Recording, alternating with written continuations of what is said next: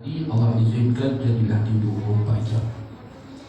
Maka kalau kita dah hidup hari ini dengan umur kita ini, maka kita menyangkakan bahawa sesungguhnya itulah Allah panjangkan umur kita ini. Sebenarnya Tuhan tanggungjawab amanah yang kita pikul selama ini tunai ataupun tidak. Sebab itu matlamat akhir bagi segala usaha pekerjaan, amalan yang kita lakukan di muka bumi ini, kita tidak bukan untuk mencapai dan mencari redha Allah. Pedulikanlah, walaupun pada pandangan manusia itu kita tu tadi kadang-kadang rasa kecil hati, kita kadang rasa terkilan, kenapalah aku tak macam orang lain kan. Tetapi kita lupa yang paling penting adalah mardatillah. Bila keredaan Allah Ta'ala ini kita perangi, maka sudah tentu jaminan itu kita akan dapat di dunia maupun di akhirat. Waktu tadi kita minta dengan doa agar Allah memudahkan kita ini untuk mengerjakan ketaatan kepada Allah Subhanahu Wa Ta'ala. Saya nak berkongsi sedikit tentang nanti Allah Ta'ala, bagaimana amalan waktu saya baru beramal dia tuan, sebab baru dapat pada sahabat-sahabat waktu bengkel atau khusus minggu yang lepas tuan. Jadi ini kami bertukar-tukar fikiran. Hebat orang yang datang semua hebat-hebat tuan. Nak mensyarahkan hadis Imam An-Nawawi ini bukan senang tuan. Tapi itulah, selama seminggu kami dikurantikan duduk dalam tu untuk sama-sama itu tadi untuk mentakhriskan, lalu untuk kita berikan satu input yang terbaik mengikut situasi anak-anak zaman sekarang. Maka itu tadi sebagai renungan ke kami tuan, tak nak jadi tertekan, stres juga tuan. Duduk itu tadi ada sesi-sesi tazkirah, maka dapatlah berkongsi masing-masing dengan ilmu yang hebat masing-masing. Itu tadi satu doa yang diajar kepada kami, iaitu bagaimana doa ini Allah mempermudahkan untuk kita ini melaksanakan segala tuntutan ketaatan kepada Allah Ta'ala.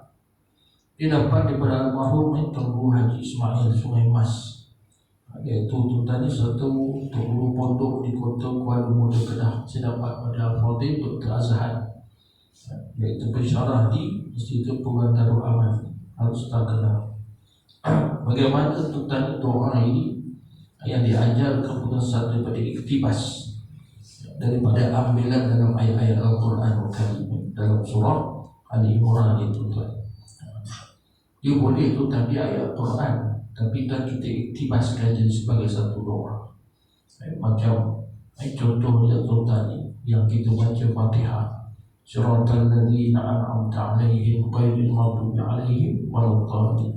Kita iktibaskan, bukan kita tuan niat nak ubah ayat Quran, tidak, tapi dalam ilmu bahasa Arab tu tak ada iktibas. Kita minta kepada Allahumma hdinas siratal mustaqim. Allahumma hdinas siratal mustaqim siratal ladzina an'amta 'alaihim minan nabiyyin was-siddiqin wasyuhada was-shalihin wa hasuna ulaika rafiqan ya arhamar rahimin. Sama juga doa Nabi Allah Tuhan Ibrahim, Rabbi ja'alni muqimis shalah wa min dzurriyyatina rabbana wa taqabbal du'a. Ayat Quran tapi kita iktibas kan jadi Tuhan doa. Rabbi ja'alna, asal Rabbi ja'alni, tapi Rabbi ja'alna muqimis shalah wa min dzurriyyatina. Itu tadi, ini doa ini diambil daripada surah Al-Imran tu tadi, iaitu ayat yang ke-9 tu tadi, ayat ke-11 surah Al-Imran. Satu doa juga, Rabbana innaka jami'un nas liyawmi la raiba fihi innallaha la yukhliful mi'ad. Wahai Tuhan kami, kan Engkaulah yang mengumpulkan manusia nanti pada hari yang tidak ada keraguan padanya, yakni hari kebenaran, hari selepas kami mati nanti. Innallah, sesungguhnya Engkau ya Allah, la yukhliful mi'ad, tidak pernah menyalahi janji-janji. Jadi itu tadi kita nak minta doa ini supaya Allah Ta'ala Tuhan permudahkan Untuk kita ini rajin sembahyang, rajin datang kuliah, tuan-tuan, rajin cinta kita ni dengan bumi tanah suci. Seperti mana tuan-tuan, ini doa ni doa aja. Sahabat saya kata apa, baca doa ni berkatnya. Dulu tak pernah terfikir nak jejak kaki tuan-tuan pergi umrah, akhirnya dapat acap kali. Dan berulang-ulang, kalau rezeki tak disangka sampaikan haji pun dapat pergi. Dia tuan-tuan, ajar doa ni. Allahumma ya jami'an nas liyawmi la raiba fih. Situ dah. Tapi dia ambil ditambahkan ijma' baini wa baina Makkah wal Madinatal Munawwarah. Kalau kita nak selalu Allah jejakkan kaki kita di bumi Makkah dan Madinah. Ataupun tu tadi kita tambah lagi supaya Allah sempat dan kita ni jejak di Baitul Maqdis pula. Ijma' baini wa baina Makkah wal Madinatal Munawwarah. Apa lagi tu tadi? Baitul Maqdis. Ataupun apa yang disebutkan Baitul Muqaddasati. Innallaha la yukhliful mi'ad. Sungguhnya Allah tak pernah mengenai janji. Kita tuan-tuan boleh rajin istiqamah kita ni datang ke rumah Allah Ta'ala. Allahumma ya jami'an nas liyawmi la raiba fihi ijma' baini wa baina masajidah. Kenapa semua masajidah? Semua masjid-masjid, rumah-rumah Allah. Kita tuan-tuan tergantung hati nak pergi rumah Allah. Bila tuan-tuan pergi rumah Allah, sembahyang. Rumah Allah lagi tuan-tuan, kita nak belajar ilmu. Rumah Allah lagi tuan-tuan, apa program-program yang ada dekat masjid. Dari kita baca ijma' baini wa baina masjidah innallaha la yukhliful mi'ad. Allah tak pernah tuan-tuan mungkiri janji. Ini doa yang mustajab. Tuan-tuan ni sama-sama kita baca. Kita nak minta redha Allah Ta'ala ni tuan-tuan. Allahumma ya jami'an nas, Allahumma ya jami'an nas liyawmi la raiba fihi, liyawmi la raiba fihi ijma' baini wa baina masjidah innallaha la yukhliful mi'ad. Itu tanda supaya Allah datang kita selalu pergi masjid. Kalau nak pergi Makkah Madinah, ubah itu tanda ijma' baini wa baina Makkah wal Madinata Munawwarata wa baitil Muqaddasah. Di rumah yang suci, yakni Baitul Maqdis. Tadi itu, ataupun tadi tersebut rumah Allah masjidah, ataupun nak sekali awal pun boleh. Allahumma ya jami'an nas liyawmi la raiba fihi ijma' baini wa bainal Makkah wal Madinatal Munawwarah wal Baitul Muqaddasata wal Masajida innallaha la yukhliful mi'ad. Itu kita boleh tengok buka dalam surah Al-Imran ayat yang ke-9. Ayat ke-9 tu dia bunyi Rabbana innaka jami'un nas liyawmi la raiba fihi innallaha la yukhliful mi'ad. Cuma kita tambah Allahumma ya jami'an nas. Itu nama iktibas, bukan ilmu iktibas. Bukan ilmu kebas tuan-tuan, ilmu iktibas. Jadi balik pada tuan ini matlamat akhir. Kita tuan-tuan itu jalan untuk kita ini mengagungkan Allah Subhanahu wa Ta'ala. Itulah jalan untuk kita mendapatkan keridhaan Allah. Demi kebaikan kita bunyi maupun akhirat. Maka dengan itu asas kepada keridhaan Allah Ta'ala itu ialah perkara-perkara yang tidak bertentangan dengan ajaran Allah Ta'ala. Tuan bayangkanlah, kalau kita diperkatakan bahawa ini tentang apa dia, konsert yang datang daripada luar, apa dia, artis Coldplay tuan, dibawa masuk ke dalam tuan negara kita. Bila dibawa tuan sudah tentu Hari ini kita tak tahu tuan-tuan, agama Allah Ta'ala ini berani. Musuh-musuh ni tuan-tuan ni dia begitu lantang. Dulu tuan-tuan nak cakap takut, tapi hari ini dengan lantang. Macam mana kita nak dapat redha Allah? Tuan-tuan ni yang kita selalu sebut dalam apa dia? Salat Jumaat bila doa itu baldatun thayyibatun walaupun ghafur. Kita nakkan negeri kita ini thayyibah, berkat. Thayyibah ni berkat, bercahaya. Tuan-tuan, rahmat Allah Ta'ala itu walaupun ghafur, dan mendapat keampunan Allah Ta'ala. Artinya redha Allah Ta'ala itu tuan-tuan ni datang kepada kita. Tapi tuan bayangkan macam mana baru-baru ini. Bukan ribuan, bukan puluhan ribu, ratusan ribu tu berhimpun, sanggup keluar belanja besar. Tiket paling murah pun RM288. Paling murah tu kan. Paling mahal first class tu tiket sampai RM3,000 lebih. Penuh stadium tu kan. Allah memandang dan merhatikan bagaimana rumah-rumahnya, masjid-masjidnya tuan-tuan yang kosong tanpa ada bayaran, percuma. Bahkan Allah nak bagi pahala lagi. Tuan-tuan, kerana inilah manusia ni dah jadi lupa. Setelah tuan-tuan ni berbagai-bagai bencana, bala, malapetaka, musibah. Baru ni tuan-tuan ni, bila ahli parlimen Islam menyentuh tentang perkara sedemikian, maka tuan-tuan dijawab oleh orang ahli parlimen yang bukan Islam. Mana dia tanya balik, kau boleh tariklah balik perkataan bala tu. Kita kena raikan dengan kepelbagaian penduduk dan sedangkan tuan-tuan kita akui negara kita ini agama rasmi Islam. Nilai-nilai Islam tuan dipupuk bersama. Bayangkan tuan-tuan kami ni, saya minggu lepas tuan-tuan sama rakan-rakan sampai 20 orang tuan-tuan. Duduk tuan-tuan menyusun, buat syarah hadis Imam An-Nawawi 40 hadis ni tuan-tuan, untuk menjadikan tuan-tuan sahutan bagaimana PM dan tuan-tuan Kementerian Pendidikan berkendakkan untuk dijadikan asas kepada anak-anak. Tapi dalam masa yang sama tuan-tuan kemukan Allah dibawa masuk, diundang tuan-tuan untuk bersama-sama. Apakah sebab itu? Bagaimana Allah nak tuan-tuan alirkan keretaannya, nak dapat pertolongannya, nak mendapatkan perhatian Allah Subhanahu wa Ta'ala. Tetapi dalam masa yang sama ada perkara-perkara yang mungkar, perkara-perkara yang Allah tak suka pula tuan-tuan menjadi tuan-tuan sebagai satu keutamaan prioriti dalam kehidupan kita. Allahu Akbar. Tuan-tuan rahmati Allah Ta'ala.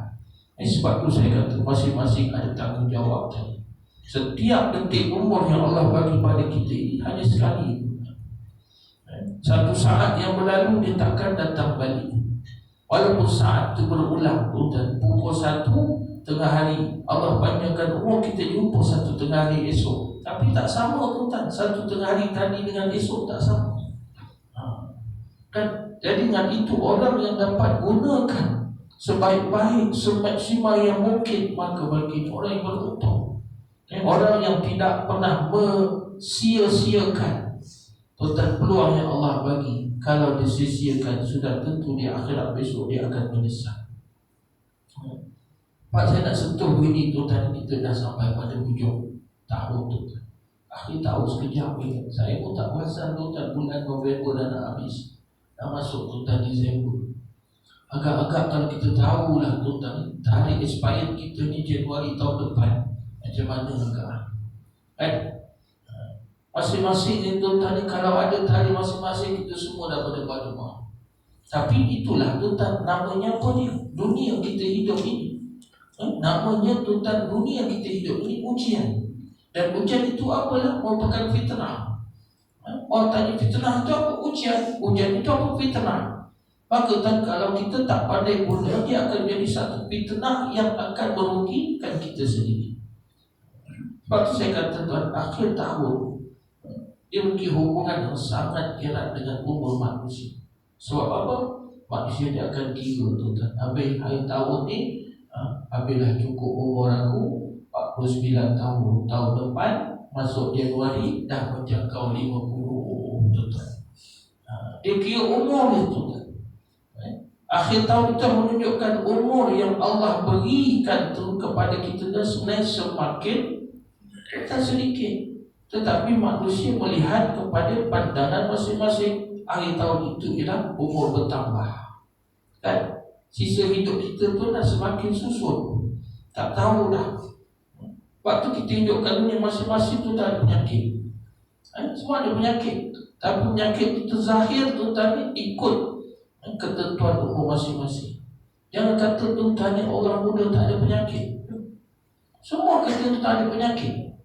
Kalau tak ada kencing manis, tak ada darah tinggi, tak ada gaut, tak ada apa, setidak-tidaknya masing-masing ada penyakit apa? Malas tak ibadat. Penyakit ke tu? Berapa ramai tuan orang tak pergi masjid? Berapa ramai orang tak nak belajar tuan? Penyakit malas ibadat. Penyakit tuan jahil, rasa macam dah pandai tapi jahil lagi tuan. Ini penyakit-penyakit yang ada. Penyakit yang kita nampak tuan ni hanya yang kita rasakan dia menyusahkan kita tuan dari segi apa dia? Kesenangan kita. Tuan ni ingat saya duduk agaknya seminggu kat sana, balik tuan, esok tu hari Senin pergi tuan check up, memang tak doktor sudah tak check up bulanan kan tuan. Apa yang tuan ni dia pun ambil tekanan darah tak turun tinggi dia kata. Ada sakit kepala tak ada. Saya ada penyakit ke? Ada, saya kata. Penyakit apa? Entahlah macam-macam penyakit dah ni. Penyakit malam nak datang hospital pun ada ikut. Dia kata, cik ni darah ni tekanan tinggi sangat ni. Tak apa, 3 kali dia ambil tak turun tu kan. Lepas tu dia suruh relax tu. Relax 1 jam. Dari 1 jam dia tertenang. Ambil lagi, sama juga. Pergi ambil darah pula tu kan. Dia ambil dah tengok. Akhir tu tadi doktor kata salah tukar ubat lah dia tu. Dah tuan makan ubat dah tinggi dah. Saya tengok seorang budak muda datang duduk tuan ni. Apa ambil tekanan darah. Tanya dia umur berapa? 28 tahun. Tingginya tekanan darah. Saya memang ada dah tinggi kata daripada umur 21. Tengok masing-masing ada penyakit kan. Tapi tuan penyakit ni jangan menjadi sebagai satu halangan untuk kita tuan ni gunakan sisa-sisa umur kita ini untuk tuan kita dekatkan diri, berusaha untuk melakukan sebaik-baik yang mungkin kebaikan. Banyakkan ibadah, terus berada pada jalan yang benar. Kan sebab kita tuan nak pengakhiran kita ialah husnul khatimah. Itu matlamat. Tapi itulah kita nak dapatkan redha Allah. Rasulullah sallallahu alaihi wasallam pernah ditanyakan para sahabat, masyhur tu tadi selalu ustaz-ustaz pada pun dia ada ceramah dia cakap. Seorang sahabat tanya kepada Nabi kan tentang perihal paling baik dan paling buruk daripada manusia itu. Nabi jelaskan bahawa yang terbaik adalah mereka yang Allah berikan kepadanya umur panjang. Apakah umur pendek dia tak baik? Baik. Nabi kata apa dia? Umur yang panjang kemudian digunakan tentang umur panjang itu untuk melakukan kebaikan, hasanat, kebajikan tuan. Rebut peluang-peluang pahala. Kalau kita tahu kan tuan ni solat subuh. Solat subuh tuan betapa besarnya pahala yang Allah campakkan kurniakan kepada umat Nabi Muhammad sallallahu alaihi wasallam. Tengok tuan sembahyang subuh 2 rakaat. Dan sembahyang subuh ni diseprit dengan waktu yang lain, 4 waktu yang lain. Subuh nak pergi zuhur tuan panjang masa. Isyak nak sampai ke subuh tuan pun panjang. Tapi zuhur nak ke asar dekat. Tuan ni maghrib nak ke isyak lagi dekat tuan. Dan kita lihat 4 waktu ini tuan ni, kalau kita musafir Allah bagi rukhsah. Boleh jamak, boleh qasar kan. Tapi subuh boleh. Tuan saja. Nak jamakkan subuh. Subuh nak jamakkan mana? Saya nak jamakkan dengan isyak. Tak boleh tuan. Ataupun kata apa, saya nak qasarkan subuh jadi 1 rakaat ni. So doa aku nak baca kat mana? Kata tak. Maknanya Allah nak beritahu istimewanya solat fardu subuh ini. Sampai kan masa kan tidak Nabi SAW kata kan siapa yang dapat melaksanakan solat subuh lebih-lebih lagi secara berjamaah, maka tuan-tuan seolah-olah pahalanya dia telah menghidupkan sepanjang malam. Tapi nak sampai kepada subuh tu isyak. Tuan-tuan nak sampai itu isyak. Patut dia kata siapa yang dapat sembahyang isyak, kan seolah-olah maka dia telah hidup separuh daripada malam. Tapi bila subuh tuan-tuan ni, ya Allah, sepanjang malam tak tidur. Allah nak bagi pahala sebab umur kita tak panjang tuan-tuan. Patutlah Nabi beritahu kan, kalau kamu tahu akan kelebihan ni, nescaya kamu akan datang walaupun langkah sekali mana pun. Sebab apa? Dia punya kebaikan kelebihan itu lebih baik daripada dunia dan seluruh isinya. Dunia seluruh isinya, apa yang ada dekat dalam dunia ni tuan-tuan? Kan? Emas berapa banyak? Perak tu banyak. Petroleum, gas tuan-tuan. Bahan-bahan yang Allah ciptakan sebagai nadir bumi kita. Lautan ni saya tuan-tuan. Berapa banyak tuan-tuan khazanah-khazanah lautan. Bukan sekadar ikan menjadi sumber protein buat kita. Udang, potong. Kan tuan-tuan ni ketak. Sedap saya cerita. Orang kau tak boleh makan. Nampak macam mana kan. Tapi ada benda lain. Allah tak zalim. Kata aku tak boleh makan ni, maka Allah tuan-tuan ni zalim. Tak, benda lain dia boleh makan. Ada orang pula tuan-tuan tak boleh makan benda ni, yang ni pula boleh makan. Dan Allah tuan-tuan dia adil. Dia boleh tuan-tuan dia aturkan semua hidup kita. Jadi kalau kita faham dekat situ, kita tak akan rasa risau dengan kehidupan kita. Yang penting ialah bagaimana kita nak ta'abbud diri kita ni kepada Allah Subhanahu wa ta'ala. Balik pada macam mana betapa besar dia solat subuh. Kalau orang tuan-tuan ni dapat berjemaah, maka diukurkan apa dia, itulah berkat dalam hidupnya. Kalau subuh tuan-tuan tak boleh kita nak apa dia, hidupkan dengan apa, jemaah kan, dengan hati tuan-tuan sama-sama, macam mana hidup kita nak berkat? Nak tuan-tuan melalui kita nak menjalin kehidupan sebab tu sepanjang hari tu sampai malam. Subuh kita dah tinggal. Sebab tu kejayaan ukuran tuan-tuan ni, panglima-panglima Islam, sahabat-sahabat dahulu tuan-tuan, nak lihat kemenangan Islam ialah lihat kepada umat Islam solat subuh dia.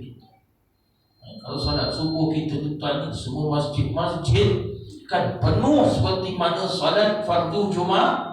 Dosa kira lah tu sembahyang hari raya. Sembahyang raya memang melimpah ruah tuan-tuan, padahal sembahyang sunat. Sembahyang Jumaat, kalau kita tuan-tuan boleh penuh sebegitu, artinya tuan-tuan ni, orang Yahudi dia akan surrender. Musuh-musuh agama Allah dia akan rasa takut. Ini dia cara kemenangan Islam di dalam hampir dah tiba. Sebab tuan-tuan bagaimana Sayyidina Umar susun tentera, nak tengok sahabat-sahabat yang kental imannya boleh tak bangun sembahyang subuh. Ini tuan-tuan ni berjuang Palestin baik. Bukan main. Tuan-tuan ni, bukan main duduk tuan-tuan ni berfikir kan, cakap Yahudi macam tu begini, semangat. Subuh tak datang tuan-tuan. Macam mana? Allah lemahnya kan. Nak doa tuan, Allah pun tengok aku nak bagi ke tidak ni. Ramai tuan-tuan, Allahumma ya munzilal kitab wa ya mujriyas sahab. Allahumma inna na'udzubika min nuhuri a'daina wa na'udzubika min syururihim. Allahumma baddid syamlahum wa syaddid kalimatahum wa dhalil aqdamahum wa salil kalban min kilabin ya qahar ya jabbar ya muntaqim. Subuh tak ada pun kan. Cuma Allah nak bagi menang. Bagaimana tuan-tuan Baitul Maqdis ketika Sayyidina Umar dapat takluki tuan-tuan, tengok dia susun tentera dia macam mana. Kemudian itu tuan, tak bukan kali kedua Baitul Maqdis dibuka oleh apa dia? Salahuddin Al-Ayyubi tuan-tuan. Macam mana? Kota Konstantinopel tuan-tuan, Sultan Muhammad Al-Fatih. Allah dipilih tentera-tentera dia bagaimana tuan-tuan. Sebab tu kita tuan-tuan, kalau kita dapat hidupkan sembahyang subuh ni tuan-tuan secara berjemaah, Masya-Allah, itulah jalan yang tidak akan Allah memungkiri janji-janji. Ini kalau kita faham. Baik tuan-tuan, balik pada tadi, bagaimana umur ini disebutkan dalam satu hadis Nabi SAW.